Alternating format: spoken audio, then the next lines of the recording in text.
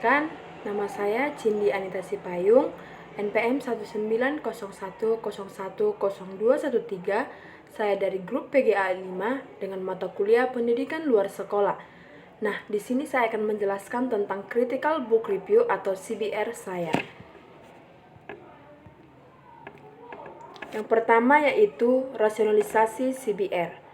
Keterampilan membuat CBR, maka penulis dapat menguji kemampuan dalam meringkas dan menganalisis sebuah buku, mengenai serta mengkritik sebuah karya yang dianalisis. Dengan adanya critical book review ini, maka penulis dapat menambah kemampuan dalam mengkritik sebuah buku. Dalam Undang-Undang Nomor 20 Tahun 2003 tentang Sistem Pendidikan Nasional secara tegas menyebutkan bahwa pendidikan nasional tidak dilaksanakan melalui dua jalur, yaitu jalur pendidikan formal dan jalur pendidikan non-formal. Dalam pendidikan informal yang tertuang dalam pasal 13 ayat 1, yaitu jauh sebelum itu sistem pendidikan nasional telah diatur dalam Undang-Undang Nomor 2 Tahun 1989. Maka ditegaskan bahwa pendidikan dilaksanakan melalui dua jalur, yaitu pendidikan sekolah dan pendidikan luar sekolah atau PLS. Selanjutnya yaitu tujuan penulis.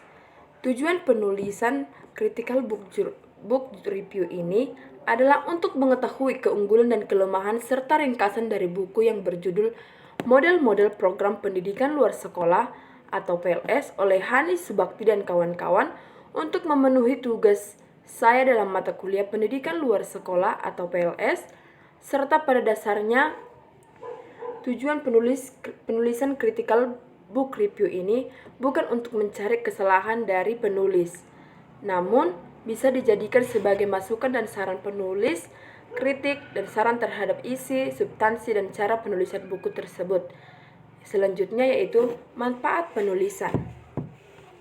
Untuk mempermudah pembaca untuk mendapatkan inti dari sebuah buku yang telah dilengkapi dengan ringkasan buku, pembahasan isi buku, serta kelemahan dan kekurangan dan kelebihan buku tersebut, serta untuk menambah pengetahuan dan pemahaman tentang buku tersebut.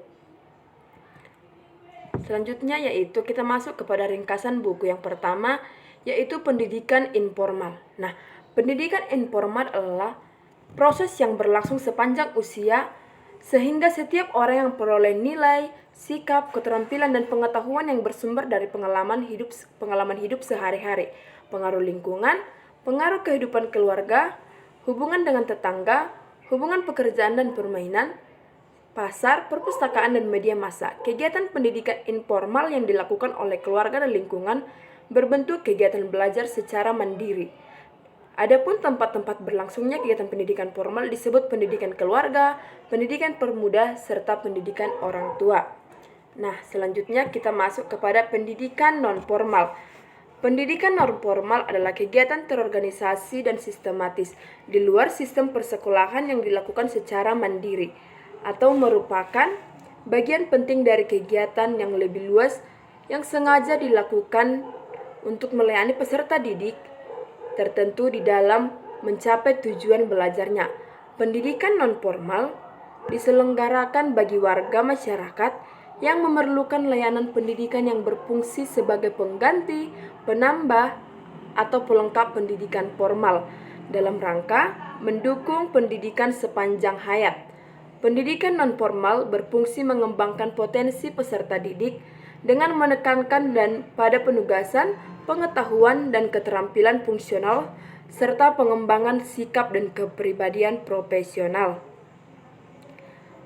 Nah, selanjutnya, pendidikan non-formal meliputi yang pertama, pendidikan kecakapan hidup, pendidikan anak usia dini, pendidikan kepemudaan, pendidikan pemberdayaan perempuan, pendidikan keaksaraan, pendidikan keterampilan dan pelatihan kerja, serta yang terakhir pendidikan kesetaraan.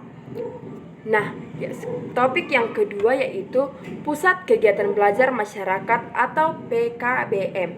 Menurut UNESCO, definisi Pusat Kegiatan Belajar Masyarakat atau PKBM adalah Sebuah lembaga pendidikan yang diselenggarakan di luar sistem pendidikan formal diarahkan untuk masyarakat pedesaan dan perkotaan yang dikelola oleh masyarakat itu sendiri, serta memberi kesempatan kepada mereka untuk mengembangkan berbagai model pembelajaran dengan tujuan mengembangkan kemampuan dan keterampilan masyarakat agar mampu meningkatkan kualitas hidupnya. Pusat Kegiatan Belajar Masyarakat merupakan satuan pendidikan non-formal sebagai tempat pembelajaran dan sumber informasi yang dibentuk dan dikelola oleh masyarakat yang berorientasi pada pemberdayaan potensi setempat untuk meningkatkan kepengetahuan, keterampilan, dan sikap masyarakat dalam bidang ekonomi, sosial, dan budaya. Selanjutnya yaitu analisis buku. Dalam buku ini memiliki kelebihan. Ada beberapa yang menjadi kelebihan dan kelemahan dalam buku ini. Yang menjadi kelebihannya yaitu sebagai berikut. Yang pertama, buku ini sudah sangat jelas. Yang kedua, sampul pada buku ini juga sudah bagus sehingga menarik pembaca.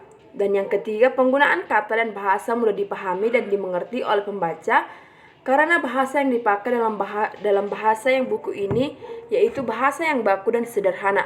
Dan yang keempat, buku ini dapat membantu pemahaman pembaca tentang pendidikan luar sekolah dan pendidikan formal. Namun, dalam buku ini juga ada kelemahan, yaitu dalam buku ini kurang banyak materi atau pembahasan yang dipaparkan. Materi yang dipaparkan singkat sehingga pembaca merasa bahwa materi tersebut kurang lengkap. Nah, yang menjadi kesimpulan dalam materi kita hari ini yaitu pendidikan luar sekolah mempunyai bentuk pelaksanaan yang berbeda dengan sistem yang sudah ada di pendidikan sekolah. Pendidikan luar sekolah timbul dari konsep pendidikan seumur hidup, di mana kebutuhan akan pendidikan tidak hanya pada pendidikan persekolahan atau pendidikan formal saja. Pendidikan luar sekolah pelaksanaannya lebih ditekankan kepada pemberian keahlian dan keterampilan dalam suatu bidang tertentu. Nah, pendidikan informal adalah proses berlangsungnya sepanjang usia sehingga setiap orang memperoleh nilai, sikap, keterampilan, dan pengetahuan yang bersumber dari pengalaman hidup sehari-hari. Pengaruh lingkungan, pengaruh kehidupan keluarga, hubungan dengan tetangga, lingkungan pekerjaan dan permainan, pasar, perpustakaan, dan media massa. Dan yang terakhir yaitu saran pada buku ini atau pada CBR ini yaitu dengan CBR ini penulis mengetahui bahwa pendidikan luar sekolah sangat berperan dalam membantu kehidupan manusia sehari-hari serta mampu menyejahterakan atau memeratakan pendidikan warga Indonesia.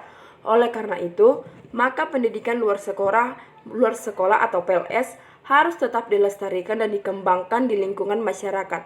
Penulis juga mengharapkan kritik dan saran bagi pembaca untuk penyempurnaan isi dari CBR ini. Baiklah, sekian dari saya. Jika ada kesalahan, saya mohon maaf. Sekian dan terima kasih.